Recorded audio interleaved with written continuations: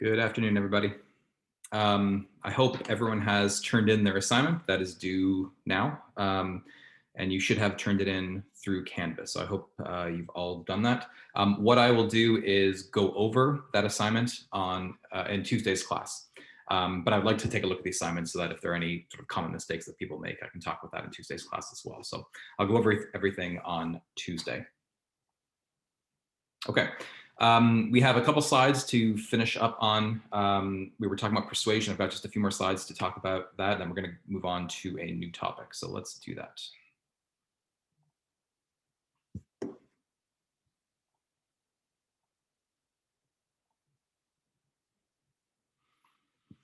So we left off talking about subliminal messages. So we were talking about this in relation to persuasion in general. And in particular, we've been focusing a lot on the elaboration likelihood model.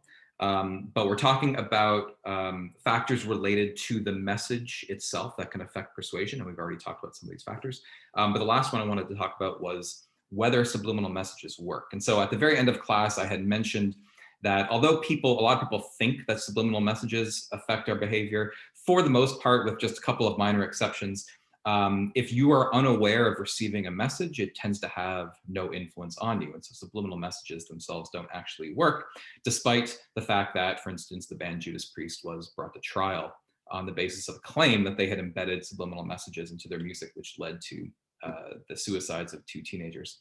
But that case was eventually thrown out.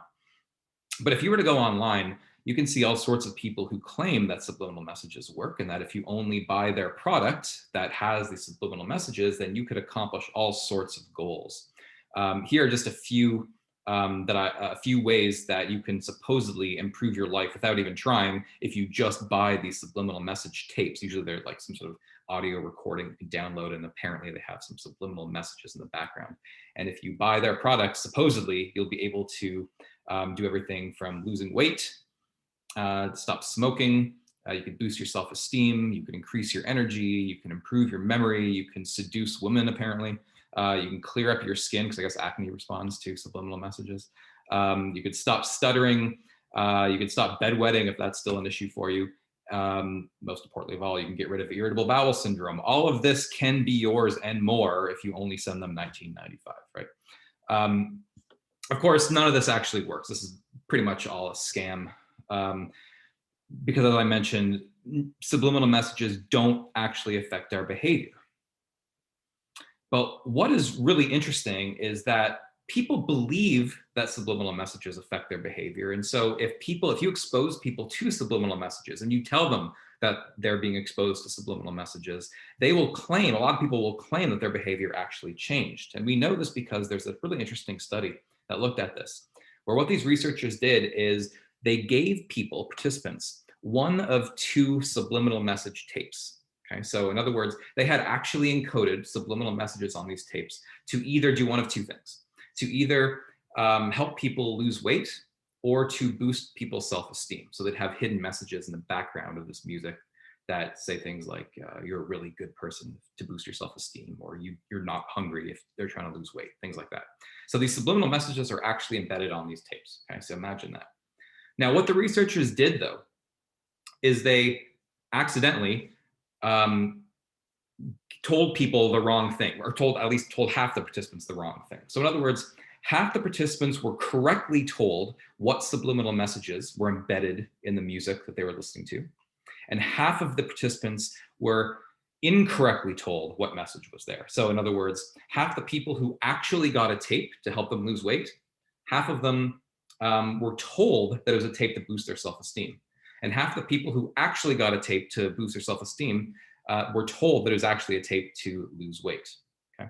So half the people were misinformed as to what those subliminal messages were. So over the course of a couple of weeks, all of these participants listened to their tapes with the subliminal messages on them. They come back into the lab, and the researchers asked them, okay, so over the course of the prior couple of weeks, did you lose weight? Did your self-esteem get boosted? All sorts of questions like that, right? Now, what happens is that if people believe they got a tape to help them lose weight, they tend to report, oh yeah, I lost weight in the past couple of weeks. And that's true even if they actually got a tape to boost their self-esteem, right? Meanwhile, if you ask people if their self-esteem was boosted, people who believe they had a tape that had boost your self-esteem subliminal messages, they claim, oh yeah, I feel much better about myself now than I did 2 weeks ago, even if the subliminal message tape they actually got was to help them lose weight. Okay? So what's happening is people are simply responding to the messages they believe they received, but the actual messages, subliminal messages that were embedded within those tapes themselves actually had no influence on their behavior or no influence on their self-esteem or their tendency to lose weight. So people believe that they're effective, but in fact, they're not really effective. That being said, you can see there's all sorts of examples that people can give where they feel like a subliminal message has been embedded within a movie or an ad or something like that. And some of these likely represent actual attempts on the part of, let's say, marketers to try to embed subliminal messages, maybe with the mistaken belief that would improve the selling of their product. Some of them probably are people perceiving messages that aren't actually there as well. I'll give you a few examples of each. One famous example is from the movie The Lion King, and this is kind of a poor quality image, so you can't really see it here. But when Simba basically rests at this one point, there's a bunch of dirt that gets kicked up, and apparently in the dirt you can make out the word sex. And by the way, that's a common theme with a lot of these subliminal messages, is that it's almost always the word sex that's subliminally embedded somewhere. I guess presumably because people have positive associations with sex, and so the idea is that if you have a positive association, that'll make you like the movie or ad better. Okay. It's a little bit hard to see here, again, because it's sort of a low quality image, but if you actually watch this, you can actually make it out a little bit better. The basic idea is that you could spell out the word sex here. Right? Now, there are at least 2 or 3 potential explanations as to what's going on here. One explanation is that the animators decided to put some subliminal message, so they actually put the word sex in there. I don't think that's what's happening here, but that's one possible explanation. A second possible explanation, which I think is more likely, is that the special effects team wanted to put a little Easter egg in there. And so they put out the letters SFX for special effects. And SFX, you might note, looks a lot like SEX, right? Just if you take away just the little tail of the E, that would be SFX, right? So this could just be SFX for special effects. Or a third explanation, a third possibility, though, is that as humans, we have a natural tendency to see patterns where no patterns actually exist. And in fact, we've seen an example of this before in this class. When we looked at illusory correlations, that's the belief that there is a relationship between two things when in fact no relationship exists. That's a specific example of this general tendency that we have as humans to see patterns even if those patterns don't actually exist. So if you give people a bunch of random data, people will tend to see patterns in it. And so what could be going on here is that when you have a bunch of white dots on a background, people can sort of form words out of it, even though those words don't actually exist in those dots. So there's a bunch of potential explanations as to what's going on here. Here's another example. This is from the 80s. Pepsi released some cans which had very 80s looking pictures, logos on them. And if you lined up those cans in the right way, then you can see it kind of spells the word sort of S-E-X down the side. Some people claim that was a subliminal message. Again, it could just be people seeing words that don't actually exist. Kind of hard to say. But it's even if they purposely put that message in there, it's not going to make you more likely to buy Pepsi or anything like that.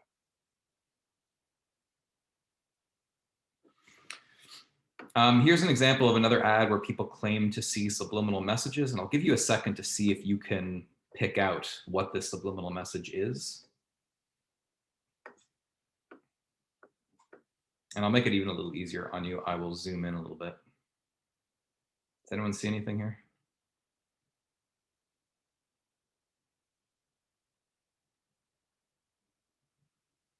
How about now? Do you see the word sex here? S, lowercase e, X. I don't know. People claimed that that's the word sex. It's a subliminal message. Again, it could just be that when you get a bunch of random data, like in this case, squiggly lines, and you put them close to one another, you can sort of make out words. Doesn't mean that they were actually placed there on purpose, though. Here's an ad where almost certainly they deliberately tried to put a subliminal message. I'll give you a second to try to find this one as well. Once you see it, it seems kind of obvious.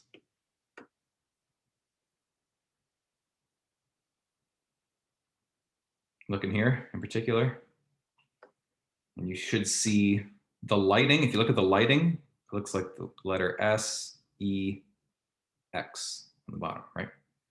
So you can see that in the glass. So this is a chance. This looks like it was a deliberate attempt. It looks like to try to put some sort of subliminal message. I don't know if this was just a joke or if they were actually trying to make people, develop more positive attitudes towards their jinn. But regardless, it doesn't actually work, right? So it's kind of fun to find these things, but they don't actually affect people's behavior. Okay, so just to summarize everything we talked about last class, we talked about all these factors already, so I'm not going to go over them all again, but I just wanted to include a slide if this helps your studying, just to sort of organize everything we've talked about. We talked about factors that affect persuasion that are associated with the audience, with the source of the message, and with the message itself. So these are those factors that we discussed. So of course, you should be familiar with the basic findings regarding persuasion as it pertains to each of these factors.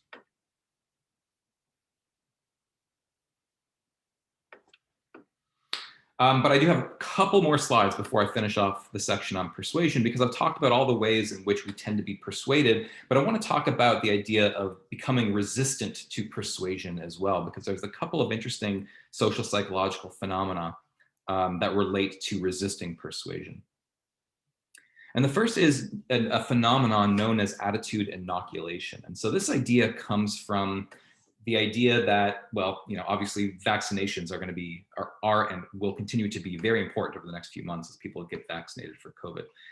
The idea behind vaccinations, like if you got a flu vaccination, for instance, the basic idea is that you're being injected with a very weak or dead version of the flu. Now, the idea is that by being injected with, say, a dead version of the flu or a weak version of the flu, your body naturally produces antibodies to sort of fight it off. And so that way, when you come into contact with the flu later on, your body's already prepared to fight it off. That's the basic idea behind inoculations. And that same sort of principle can also apply in a psychological sense, meaning that if you expose people to a weak version of an argument, that makes them more resistant to stronger versions of that argument later on. I'll give you an example of what I mean here. So this was a study that looked at, it was high school students' attitudes towards a new law that was being proposed to raise the legal driving age. I think it's from 16 to 18 or something like that. And so basically, they had someone come in to give a talk to these high school students about why we should raise the legal driving age from 16 to 18. Now, the thing is that half of these students, about 10 minutes before the speaker gave this talk, were told that in 10 minutes, someone's going to argue for why we want to raise the legal driving age from 16 to 18. The other half of the students were not given that heads up. They didn't know what the speaker was going to be talking about. So in other words, they were sort of caught off guard as to what the talk was. So you've got half the people were given a 10-minute warning, half the people were not. They all heard the exact same talk, and then everybody rated how much they agreed with the speaker at the end of the talk. Now, what the researchers showed is that for those people who were sort of caught off guard, they didn't know what the talk was going to be about, they came to change their attitudes. They came to agree with the speaker, just a standard persuasion. But for the people who were forewarned, who were given that 10-minute warning, they did not move in terms of their attitudes. Their attitudes did not get more positive to this potential law change. Now, what happened here was what's known as attitude inoculation, is that by telling them that in 10 minutes, someone's going to try to convince you for why we want to raise the legal driving age, that inoculated them to their actual attempt to change their opinions. And the question, of course, is why? Why would that inoculate us? Why would that make us resistant to those persuasion attempts? And there's really two reasons why this happens. The first reason is that if you're given, let's say, a 10-minute warning, if I tell you, I'm going to change your political opinion in 10 minutes. Well, you now have 10 minutes to generate counter arguments, right? The students in that study, they had 10 minutes to think of reasons why you don't want to raise the legal driving age from 16 to 18. The people who are caught off guard don't have that opportunity. So they're not sort of, they don't have those defenses already built in, right? So that's one reason why it works. The second reason why it works is because if I were to tell you that I'm going to try to change your political opinions in 10 minutes, there's a natural psychological tendency that we have to say, oh, yeah, right. You think you can change my political opinions? There's a natural desire that we all have to want to feel like we're in control of ourselves, right? We don't like to feel like we're manipulated.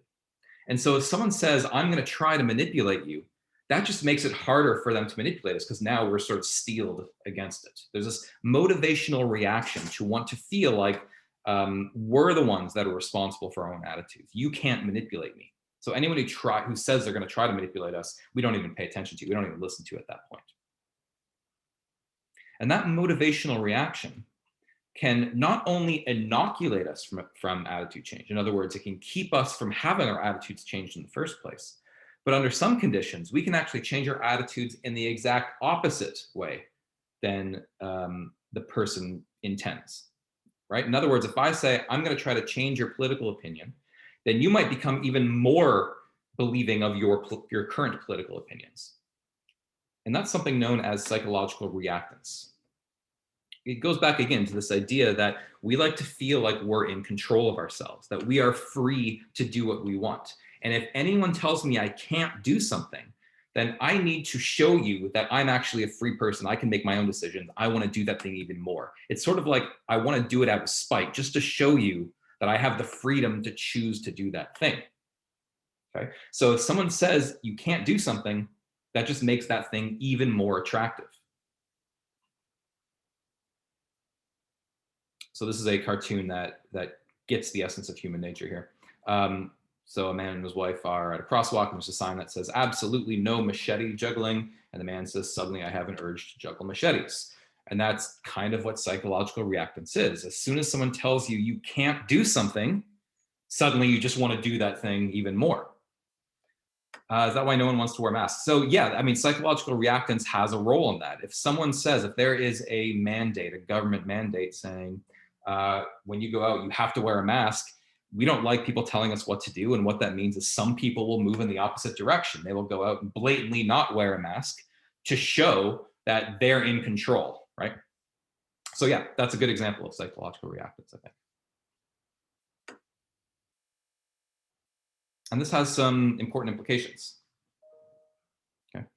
What this means is that if let's say you are trying to persuade someone of something, if you try to persuade them too hard, right? If you're too aggressive in your attempts, then that could instantiate psychological reactance in that person, and they might move in the direction opposite that you're trying to change their opinions in. Okay, so it could backfire, in other words, right? These persuasion attempts.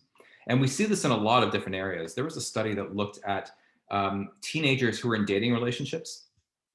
And what they showed is that those teenagers whose parents disapproved of their relationship tended to stay in that relationship longer than teenagers whose parents approved of the relationship. In other words, and maybe you've experienced this, maybe you're dating someone and your parents don't really like them. But you feel like your parents can't tell you what to do, right? So just to spite your parents, just to show them that you get to decide, you stay with that person even longer, right? That's psychological reactance. It's almost like you convince yourself you want to stay with this person just to demonstrate to your parents that you get to choose and they don't get to choose. That's an example of psychological reactance. You see this a lot with attempts to censor. If you have a government agency or anyone who says you're not allowed to watch that movie or read that book, what's the one thing you want to do? You want to watch that movie and read that book, right? Because you don't feel like other people should be able to tell you what you can do. And so if someone says you can't do something, all you want to do is to do that thing. Okay. And so these attempts to censor can often backfire by making the thing to be censored even more desirable to people.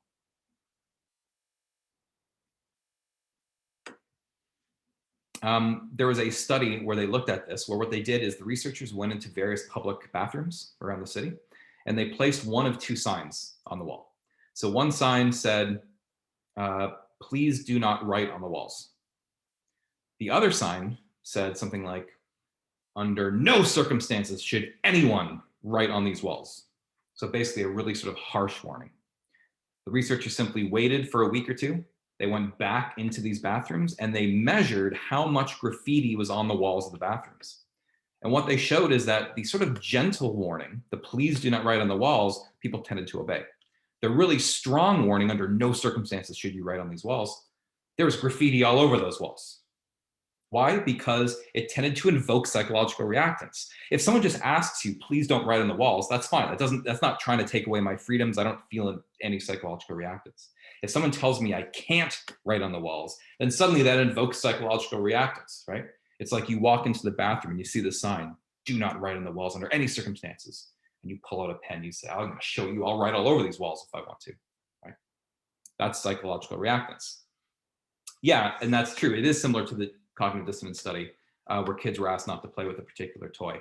The principle or the basic idea is the same, is that if you invoke these sort of harsh punishments, people don't internalize. It doesn't really work really well, right? If you threaten people to avoid doing something, like don't you dare under any circumstances do this activity, that tends to backfire, whether it's due to psychological reactance or whether it's due to these cognitive dissonance processes. That's right.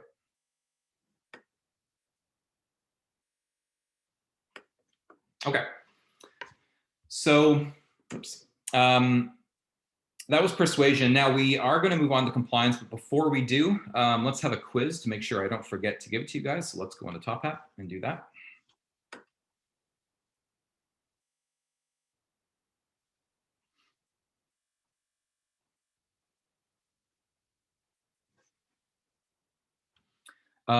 These questions are all related to persuasion.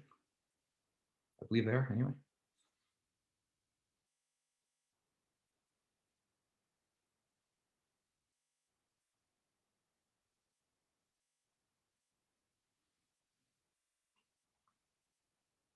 Okay, in my lecture on persuasion, I discussed the most popular theory in social psychology explaining how people are persuaded is known as, which are the following: the heuristic systemic model of persuasion, the dual system persuasion model, the elaboration likelihood model, or the evaluation maintenance model.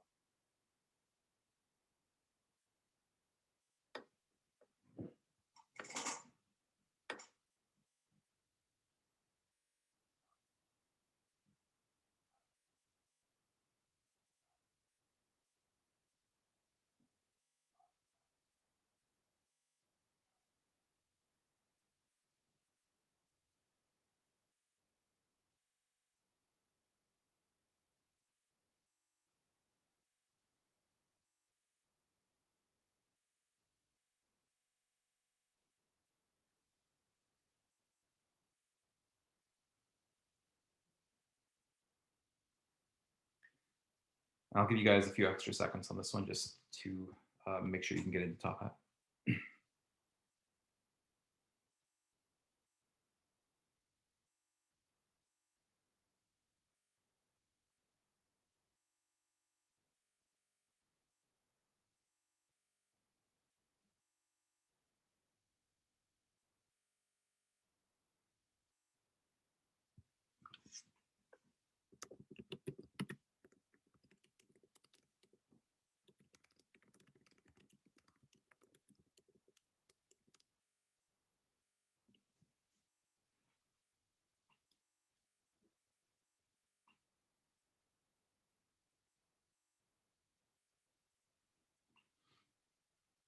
Okay, you got 10 seconds.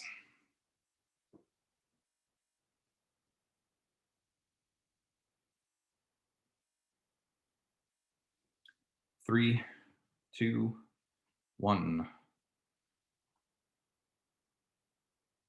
Okay, so we've only talked about one of these 4 models, and that is known as the elaboration likelihood model.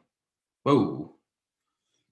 I have no idea why you guys all said A, the heuristic systemic model of persuasion. I've never talked about the heuristic systemic model of persuasion. That's slightly concerning because we have talked a lot about the elaboration likelihood model.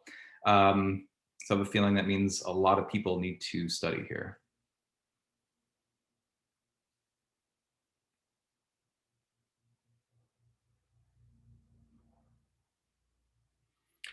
Which of the following factors will tend to lead people to be on the central route to persuasion?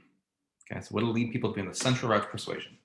Is it A, if they're highly involved in the issue, B, if they find the speaker attractive, C, if the issue is of low relevance to them, or D, if they find the speaker to have expertise on the issue?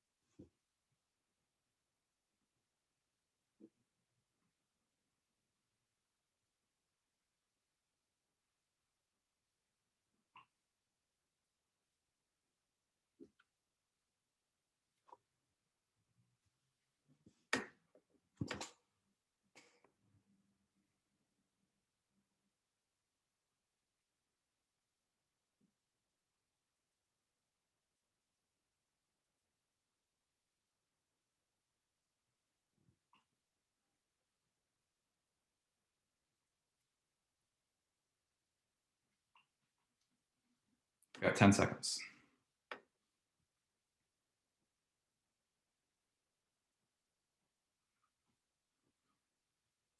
3, 2, 1.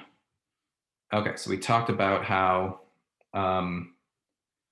there's one major factor. There's a couple factors that determine if people are on the central route. There's one that's sort of the most important, which is A, if they're highly involved in the issue, that will put them on the central route to persuasion. It's sometimes thought that if the speaker has expertise, that leads to the central route. Expertise or credibility actually is a peripheral route factor. We discussed that last class, actually, that it's a peripheral route factor, not a central route factor. Basically, the main central route factor is whether people are highly involved in the issue. Another one that we discussed is whether people have a high need for cognition. People who like to think a lot, who have a high need for cognition, tend to be persuaded along the central route. But high involvement is kind of the most important factor. So if an issue is relevant to you, if it has high relevance, you're going to tend to want to pay attention to the strength of the arguments. Question 3. Fear appraisals can be an effective way of persuading people, but only if what? A, they are given by a credible speaker. B, the fear is non-threatening. C, they indicate how the danger can be avoided. Or D, the audience is using the central route to persuasion.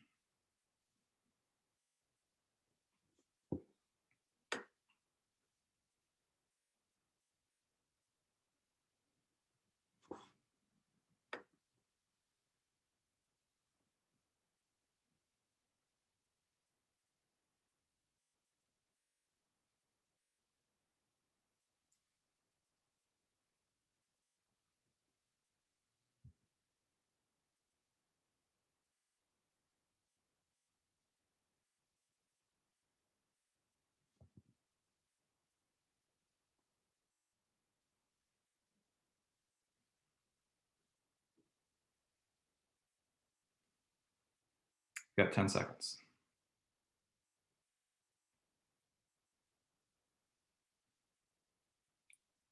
3, 2, 1.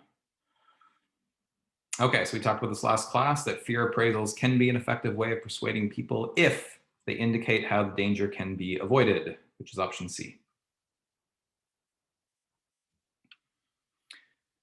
Question 4, George does not like to think or analyze situations very much. So he is what? He's either low in need for cognition or high in mindlessness, which, according to the elaboration likelihood model, tends to result in his being persuaded along which route to persuasion, central or peripheral.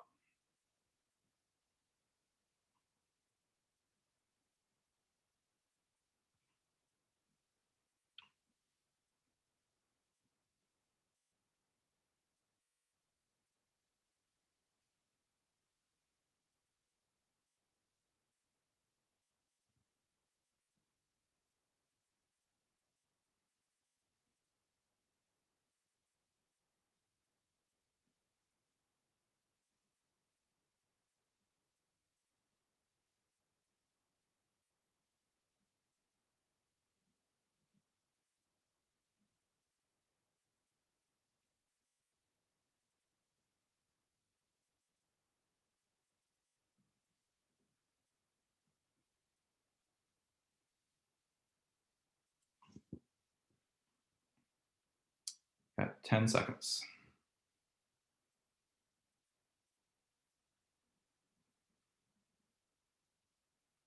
3, 2, 1. Okay, so we talked about how the elaboration likelihood model results in people being persuaded along the central or peripheral route. So people don't like to think very much. That means they're on the peripheral route to persuasion.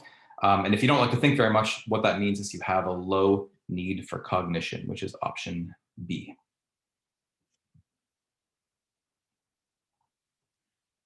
Question 5, simple true or false. We just talked about this. I want to see 100% on this one. Presenting messages subliminally is an effective way to influence people's behavior. Is that true or false?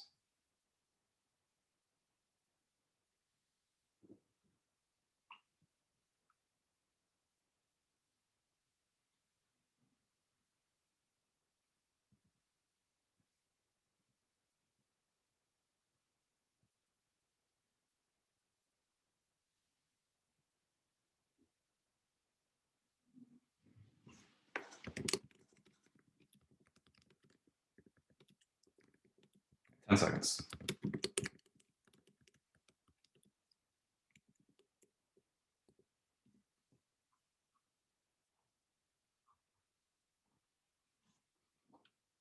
All right, everyone's got their answer in. Okay, am I going to get 100% on this one? This was quite obviously false. Subliminal messages don't actually work. Oh, so close. Okay.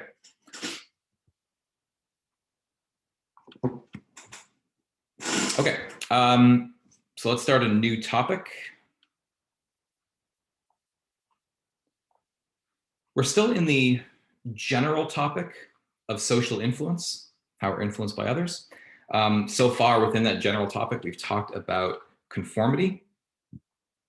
We've talked about persuasion, attempts to change people's attitudes. Now we're going to ramp up the directness of that social influence a little bit more. And instead of talking about attempts to change people's attitudes, which was persuasion, we're talking in compliance about attempts to change people's behavior, like direct requests to change people's behavior. Okay. It's a little bit more direct than persuasion.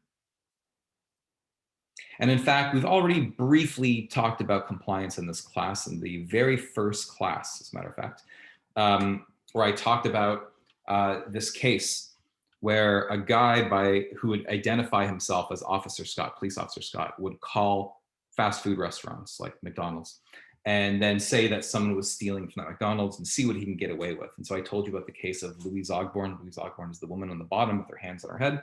I told you about her case where she was being accused by Officer Scott of having stolen money from that restaurant. In fact, she hadn't stolen anything. And over the course of the next, I think it was about 4 hours, she was held captive in the back room while her manager, Donna Summers, and then later Donna Summers' fiance, Walter Nix Jr., was taking orders, basically, well, maybe not orders, but they were responding to requests from this Officer Scott person. And eventually Walter Nix Jr. Like sexually assaulted her even at the request of this person on the phone. That's an example of compliance because the person on the phone who's saying that they're the police officer, of course they're not, is making requests of these people on the phone to do things, right?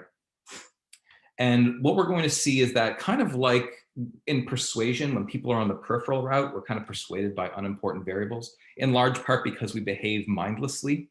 We talked about that idea last week.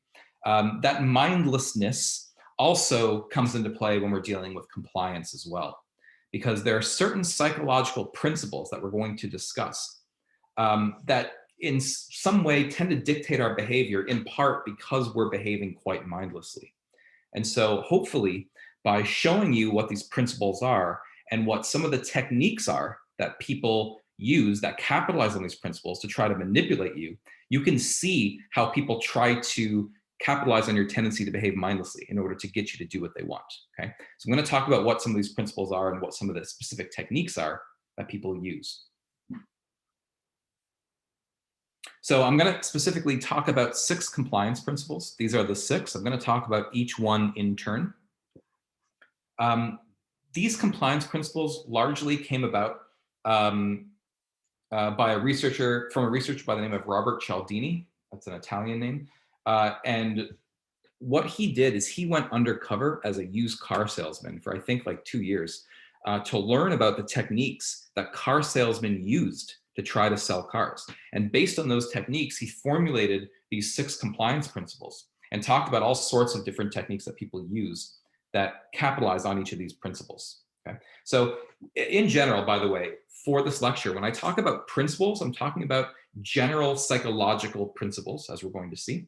Later, I'm going to talk about techniques, and a technique is a specific way of using that principle, but it's a much more specific way to try to get people to do something. Okay, that's the difference between principles and techniques, which are more specific. He actually wrote a book based on all these compliance principles called Influence. It's a really, really interesting book. It's written for non-academics. And he talks about all sorts of strategies and techniques that people use to manipulate others. And he talks about how he was a patsy his whole life and how he fell for all sorts of these tricks until he learned about them. If you're interested to know how people try to manipulate you on a daily basis, it's a really fascinating book. So again, it's called Influence and by Robert Cialdini. And Cialdini, incidentally, is spelled Cialdini. But a really interesting book. But let's talk about each of these principles. Let's start with reciprocity. Reciprocity is the psychological principle that tends to govern a lot of our behavior. It's sort of this unwritten rule that says that within the society, we should treat others as they treat us. Now, what that means is that if someone does you a favor, you sort of owe them a favor back, right? So if someone does something nice to you, you owe something nice to them. Now, there's a lot of good reasons why this general principle exists, right? It's probably good if someone does something nice to you that, you do something nice for them later, that's a good thing. It's sort of a social lubricant. The problem is that people who understand that this principle exists can make you believe that they've done you a favor in order to try to convince you that you owe them a favor back. And I'm going to talk about how they do that in a second. Well, let's first off talk about this principle of reciprocity, or at least a study that demonstrates it. This is a very, very basic study. All these researchers did is they bought a whole bunch of Christmas cards just before Christmas, and they got a phone book and they randomly picked people out of the phone book. They picked, I think, 578 people out of the phone book, and they sent them a Christmas card. They don't know these people. They just said something like, Merry Christmas from Bob and Jane, or whatever it was. Now, what they did is on the envelope, they put their address, the return address, right? So what they were really interested in is, of these people who got this card from random strangers, how many of them would send a card in return? Turns out that it was about 20% or so. 117 people sent a card in return back to the researchers, even though they had no idea who the researcher was. And of those 117, almost none of them said that they don't know who they were, right? So they just sent a card back. This sort of gets at the mindlessness with which with which our behavior is partly a function of this reciprocity principle. I got a card from you, I owe you a card, even though I don't know who you are. I've seen this happen a lot with things like weddings, where let's say I'm invited to someone's wedding, and then when it's my turn to have a wedding, I feel a need to invite the person that invited me, even though I might not want to invite them because they invited me. I sort of owe them. I have to invite them back. Again, that's the principle of reciprocity. And that wouldn't necessarily be problematic if it weren't for the fact that people will, as I said, try to take advantage of this principle to try to manipulate you. And I'll give you 2 ways that they do this. Or I might give you one way now. I'll give you other ways later. One main way that people use reciprocity against you is using what's called the door in the face technique. This is a very simple strategy. It has 2 steps. The first step is that someone using this technique will make a large request. In fact, they'll often make a request that's so large they know it's going to get turned down. Okay? They know they have virtually no chance of having this request actually succeed, but they kind of wanted it to be turned down because once you turn down this request, they follow up with the request they actually wanted to make, a smaller request. Now, if you look at the effectiveness of this technique, more people will agree to make that smaller request if they've already turned down a larger request, compared to if you just start off by asking people for that small request. So maybe, for instance, you get someone maybe you're driving, you're stopped at a stoplight, someone comes to your window and says, hey, would you be willing to make a $100 donation to this cause? And you say, no, I'm not willing to do that. Okay, well, anything helps. If you have $1, that would help as well, right? What they've done is they've used the door in the face technique. They knew you weren't going to pay $100, but they get you to say no, because once you say no, it feels like you're turning them down, right? You sort of feel a little guilty about it. Therefore, when they drop the magnitude of their request, when they make a smaller request, it seems like they're doing you a favor. I mean, they wanted $100. They're willing to settle for $1. It seems like they're doing you a favor. And if they do you a favor, you feel a need to return that favor, which you do by agreeing to that smaller request.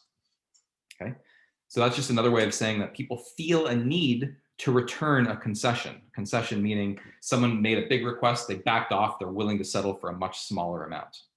They did you a favor by backing off, right? So you feel a need to return that favor.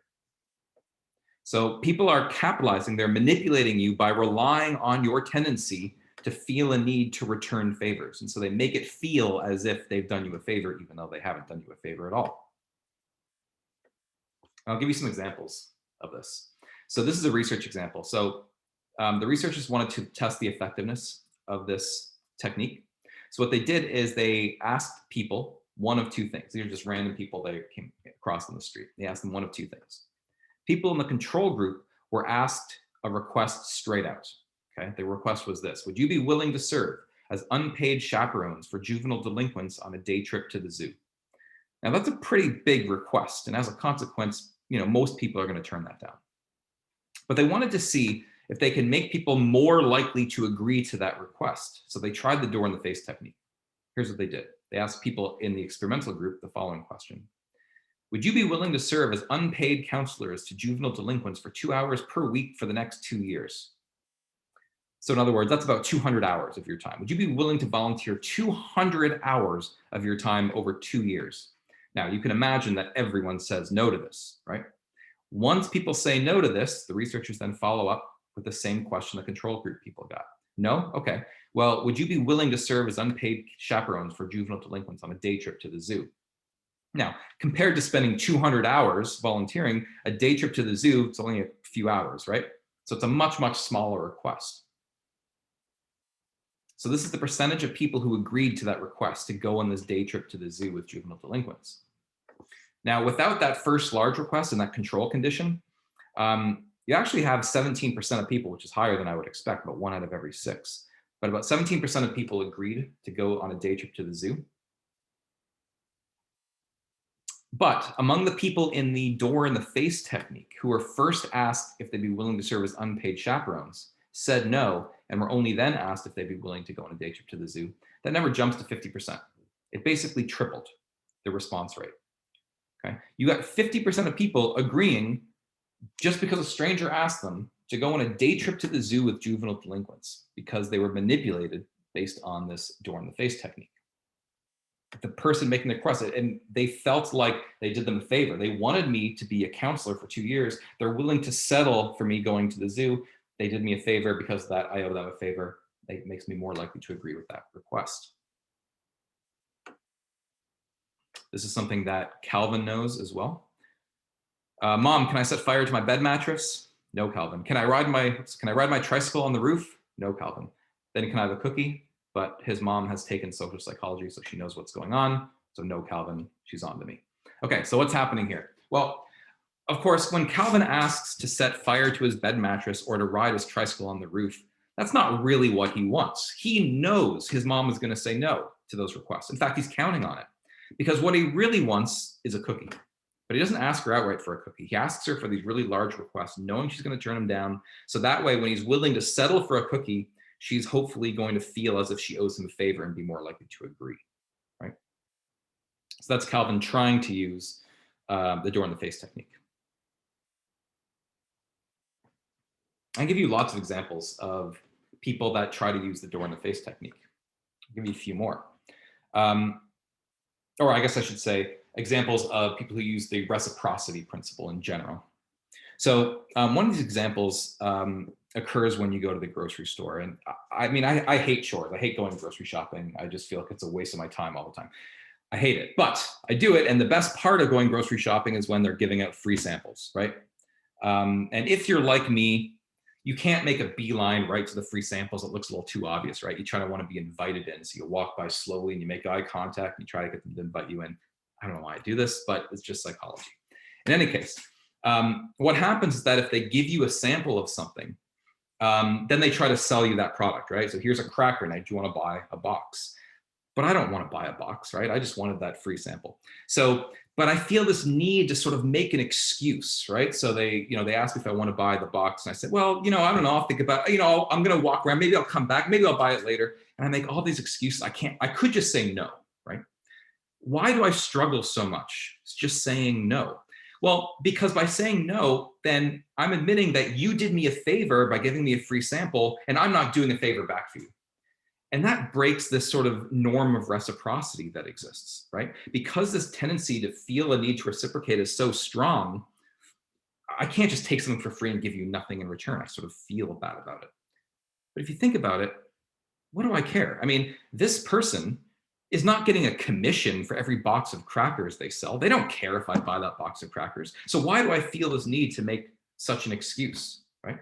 And it's because of this sense of reciprocity. So when supermarkets give free samples, they're partly exposing you to their products so that you're more likely to buy it, sure. But they're also capitalizing on this norm of reciprocity, that if you feel like they've done you a favor, you're likely to return the favor by potentially buying their product.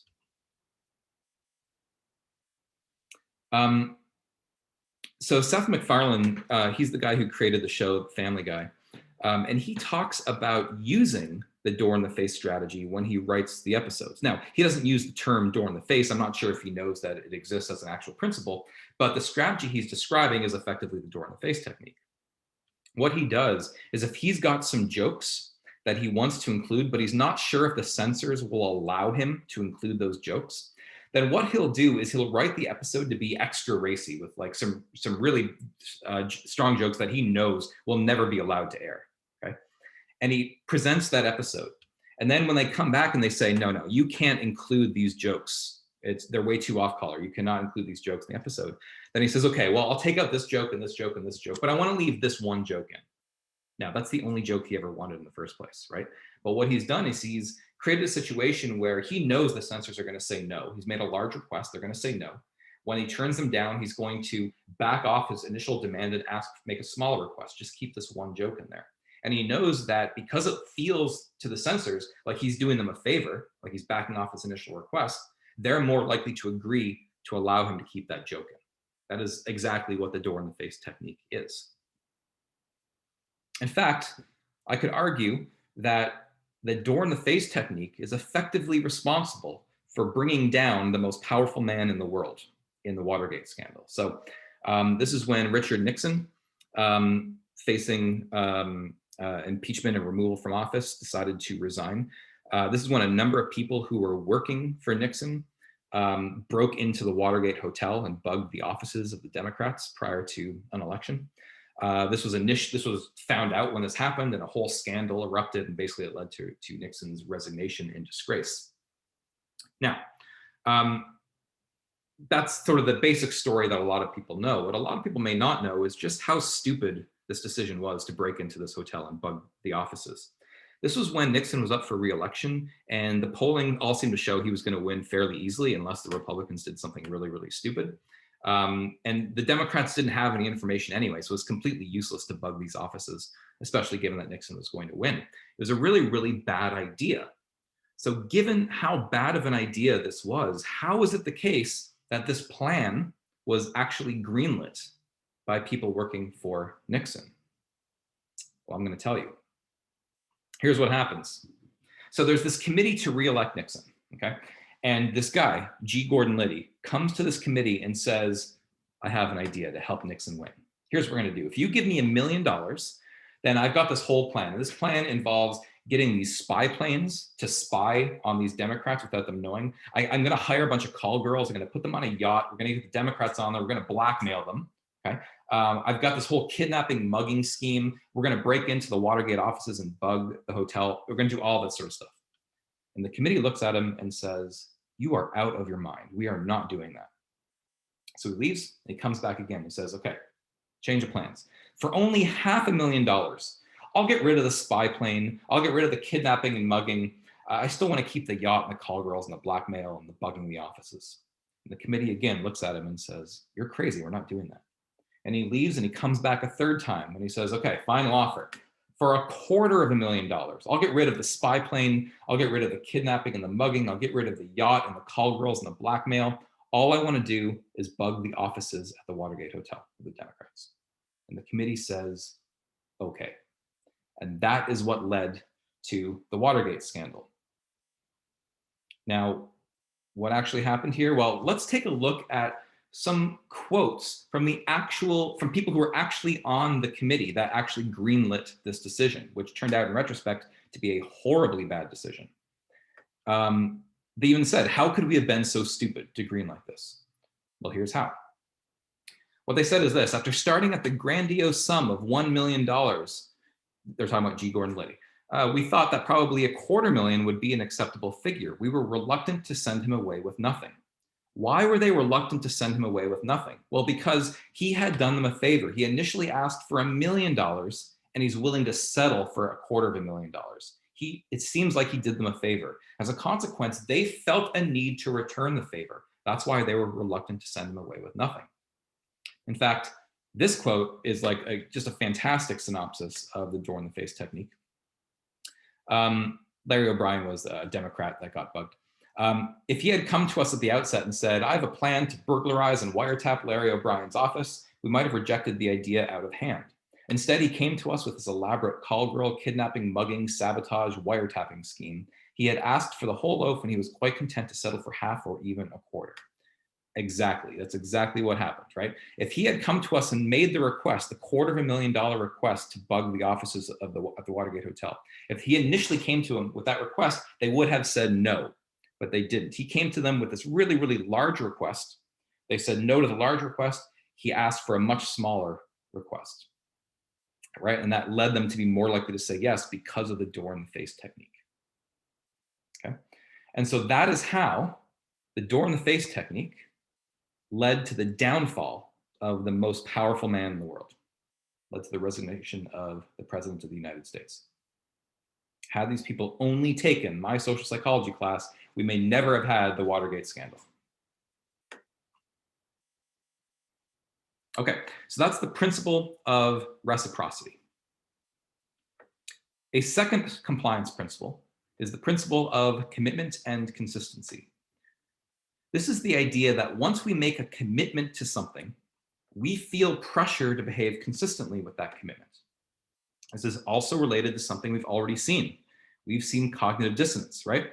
When we commit to something, when we state this is what our attitude is on something, we need to behave consistently with that commitment because otherwise we experience cognitive dissonance, right? So we've seen this general idea before. So this principle is coming back that once we make a commitment, we feel a need to pressure to behave consistently. Again, there's good reasons for that because that way that, it ensures that we're not just being hypocritical all the time, et cetera, that our word can be trusted, that sort of thing.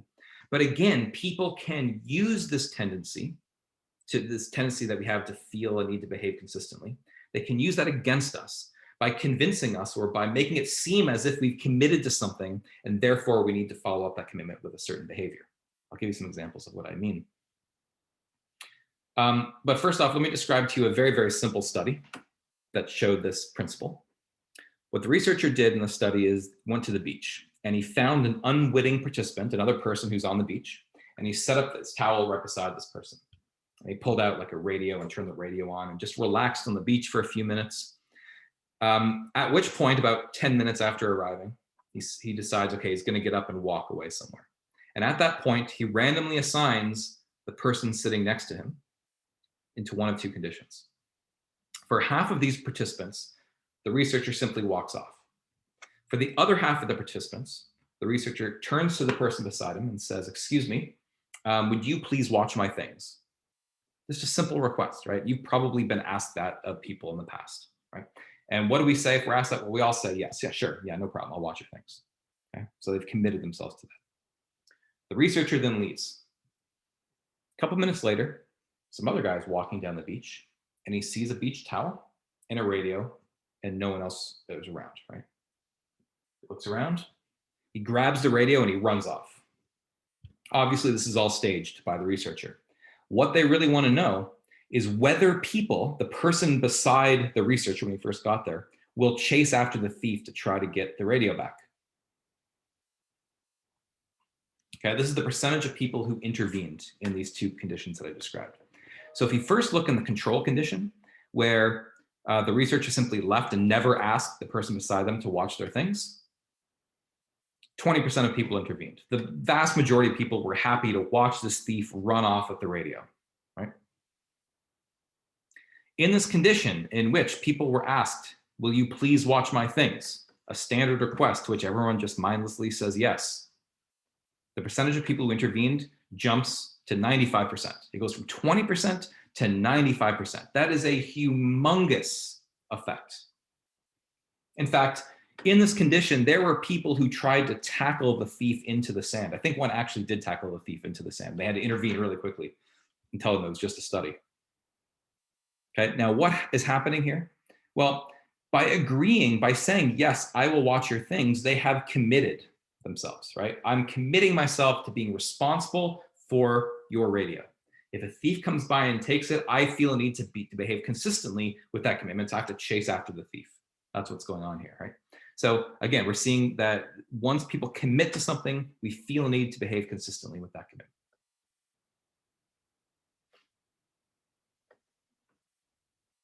There's all sorts of examples of people who use commitment and consistency to try to manipulate you as well. In fact, there's one technique that's so subtle in how they use this that you have no idea that they're using any technique on you. Okay, and this is what some telephone solicitors would do. So sometimes people will cold call others out of the blue and try to get them to donate money to some cause or something, right? So what might happen is that, let's say that you pick up your phone, it's an unknown caller, you pick up your phone and the person says, hey, Mr. or Mrs., whatever your name is, how are you today? And you say, I'm fine. They've got you. They've already got you. You didn't even know that they were doing this and they've already manipulated you. Because what happens is they'll say, well, it's great to hear that you're doing so well because some other people aren't doing so well and they need your help. Would you be willing to donate to this cause? So you've sort of walked right into their trap, because when someone asks you, when a stranger asks you, how are you doing? You always respond with fine, right? You're not going to say, a stranger's not going to ask how you're doing and you're going to say, well, my elbow's been bugging me lately. No one cares about that, right? You're not going to say that. So you're always just mindlessly going to say, I'm fine. And once you say you're fine, you've committed yourself to that position. I'm doing well. And if you're doing well, how can you possibly justify not donating money to their cause, right? So when they ask you how you're doing today, they're not just doing it to be polite and friendly. They're also doing it because they're capitalizing on this principle of commitment and consistency. It makes people more likely to agree to donate money to their cause. And studies have shown that that actually helps. Toy companies have used this technique in the past. This is really ingenious, I think, what they've done, because they faced a problem. Their toy sales prior to Christmas were great. Their toy sales for the month or two after Christmas, not so good, right? Parents have spent money buying toys for their kids prior to Christmas. They're obviously not going to go out and spend money on, January 5th or something to buy a toy for their kid because they just bought toys for their kid. So the toy companies are brainstorming, trying to figure out how do we increase toy sales in January? And the solution they came up with was ingenious. What they did was this. They'd create a whole lot of hype for a toy prior to Christmas, okay, where every kid is just clamoring for this toy. And then what they do is they deliberately understock it in stores, which seems counterintuitive, right? If all of these kids want a toy, you would think you'd want to ensure there's enough of these toys to go around. But what they'll often do is deliberately understock it in stores, okay? Now this has happened many, many times. This happened sort of famously, at least famously for me. You probably too young to remember this, but this happened for Tickle Me Elmos. This happened for Furbies. This happened for Beanie Babies. This happened for Cabbage Patch Dolls in the 80s. This has happened many, many times where there's all this hype for a toy that no one can find anywhere in the store. And then what happens is that after Christmas passes, suddenly there's a huge shipment of these toys into the toy stores. Now, what's going on is this. So imagine you're a parent and your kid sees Tickle Me Elmo on a commercial and says, I want that Tickle Me Elmo. And you say, okay, well, if you're good between now and Christmas, I will buy you that Tickle Me Elmo for Christmas. And then you go to the stores to buy it and you can't find a Tickle Me Elmo anywhere. but you can't get your kid nothing for Christmas, so you buy them a substitute toy. And then after Christmas, when all these Tickle Me Elmos come in, well, you've already committed to your child that you're going to buy them this Tickle Me Elmo. If you're going to behave consistently with that commitment, you need to head back to the store and buy the Tickle Me Elmo. Okay, so what the toy companies have done is they've sold you 2 toys for the price of 1, basically, right? And they did that by deliberately understocking the toy prior to Christmas, so you had to buy a replacement toy, bring those toys back in toy stores after Christmas, so you go back to the store and buy it, right? So even the commitments we make to our children, we feel a need to behave consistently with them, which again was used by toy marketing companies to manipulate you into buying 2 toys. Okay, there are a couple of different techniques that have been developed that take advantage of this compliance principle. One of those techniques is known as the foot in the door technique, which is not to be confused with the door in the face technique. Those are very, very easy to be confused. Door in the face technique capitalizes on the principle of reciprocity. The foot in the door technique capitalizes on the principle of commitment and consistency. And the foot in the door technique is basically the opposite of the door in the face technique. So it's a 2-step process. First off, you get someone to comply with a small request. Once they've complied with a small request, you increase the magnitude of that request. And as long as that second request is conceptually related to the first request, people are more likely to agree with it, to go along with it, because of this principle of commitment and consistency. And I'll give you some examples of how this works. Okay, this is a famous study. What researchers did is they went to a bunch of different houses in a neighborhood. And they told them, whoever answered the door, they said, "Hi, I'm from the, I don't know, Transportation Safety Board," or something like that. And what we're doing, we're asking people if they'd be willing to put this billboard in their lawn to encourage people to drive safely in this neighborhood. And they show you the billboard if you're the person at the house. They show you the billboard, and it's this giant billboard which has the words "drive carefully" just splashed on them in this gaudy coloring. It's just like this ugly, ugly billboard. Now, for half of the people that they approach, this is the first time they've ever been approached by anyone that from this so-called Transportation Safety Board. Okay? For half of the people, about 2 weeks earlier, they've been approached by someone else who told them they're from this Transportation Safety Commission or whatever it was, and that they have a little sticker. It's like 2 inches by 2 inches. It's this little sticker that says "drive carefully," and would you be willing to put that in your window? And everyone agrees to that. It's such a small request, everyone agrees to that, okay? And then 2 weeks later, this person comes back and says, "Would you be willing to put this billboard in your front lawn?" So again, half the people had been approached 2 weeks earlier and had agreed to put a sticker in their window. Half the people had never been approached before. This is the likelihood that people would comply and agree to put this really, really ugly billboard in their front lawn. In the control condition, so people who had never been approached before, only something like 18% of people agreed. The vast majority of people said, "No way am I putting that monstrosity in my lawn." But among people who had agreed 2 weeks earlier to put a small 2x2 sticker in their window, that number jumps from about 18% to about 76%. It roughly quadrupled the likelihood that people would comply. Why? Well, imagine you're one of these people, okay? So imagine that one day someone asks you to put this little sticker in your window, and that's no big deal, so you agree to put the sticker in your window. And from that point on, because you've agreed to allow them to put the sticker in the window, your self-concept sort of changes a little bit. You can think about this in terms of self-perception theory. So if you're thinking about, how much do I care about driving safely in the neighborhood? Well, a couple of weeks ago, I agreed to allow this person to put a sticker in my window. So I guess I'm pretty pro safe driving. And therefore, when this person comes and says, "Would you be willing to put this billboard in your front lawn that says drive carefully?" Well, that's pretty consistent with your new self-concept. That's consistent with your past action of putting the sticker in the window. To behave consistently, well, we might as well agree to put this giant billboard in the front lawn. Okay?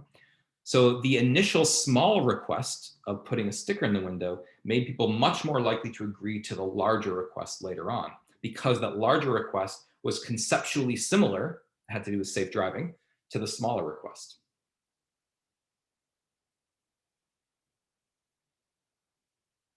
Okay? So that's known as the foot in the door technique. There is a second technique that capitalizes on the principle of commitment and consistency.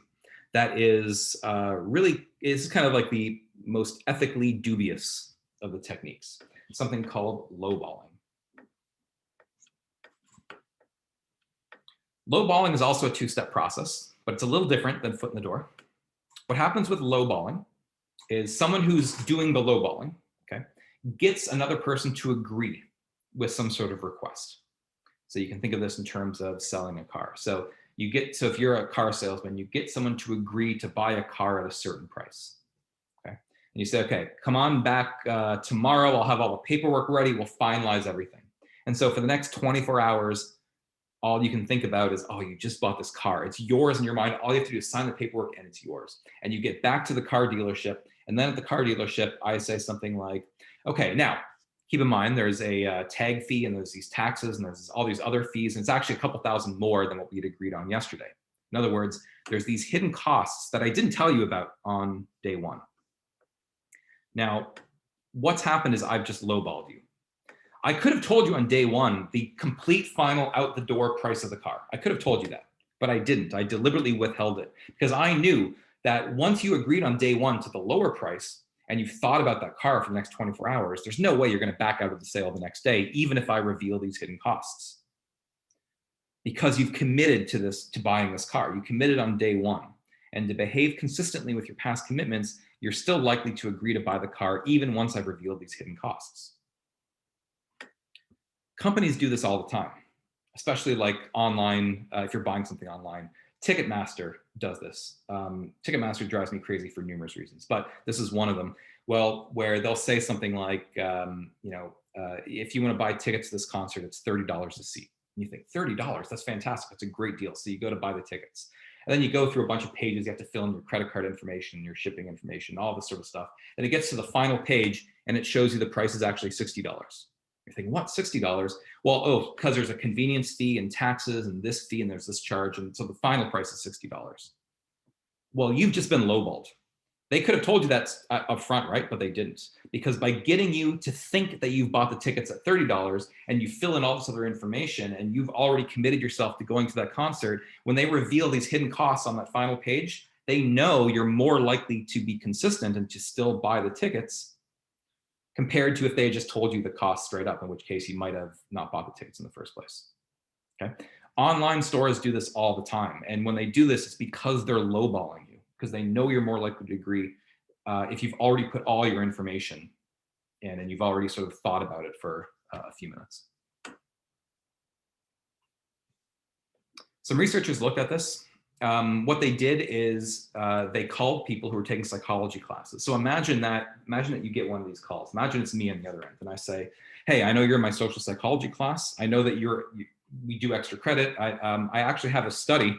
It's this Saturday at 7 a.m. But if you want to participate, I can sign you up. Now, if you're like most college students or me, Saturday at 7 a.m. does not sound good, right? You do not want to be anywhere Saturday at 7, so you're likely to say no, to turn me down. Now that's the control condition. For the lowballing condition, what I do is I call people and I say, hey, I know you're in my social psychology class. I know you've got extra credit to do.